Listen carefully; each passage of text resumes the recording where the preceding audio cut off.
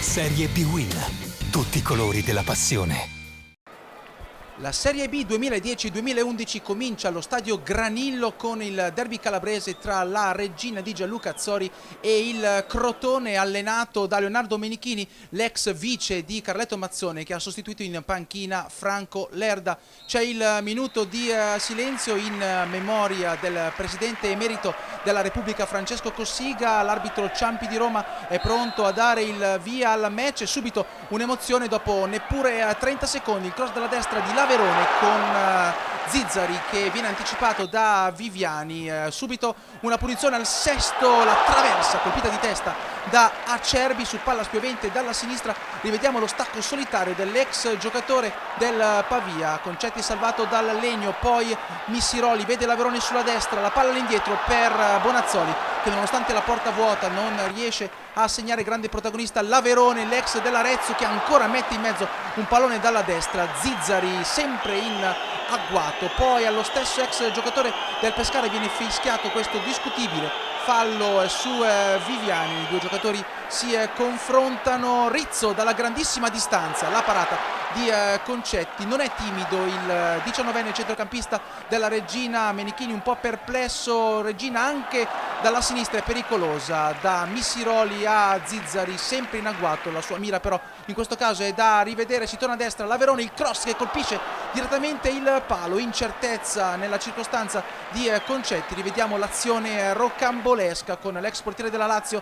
Restato un attimo di sale, gran tacco di Barilla per Zizzari, che questa volta veramente si mangia l'immangiabile. Rivediamo il preziosismo di Antonino Barilla, il tacco per Zizzari, che ha il tempo di prendere la mira ma spara a lato. L'ex giocatore del Pescara e della Ravenna. Il Crotone nel primo tempo è solo questa conclusione fuori di Degano. Ancora Zizzari, tiro dalla grande distanza, il miracolo di Concetti a dire ancora di no agli Amaranto, che meriterebbero ampiamente il vantaggio, anche perché al 36esimo c'è il terzo Legno dei padroni di casa, colpito da Emiliano Bonazzoli.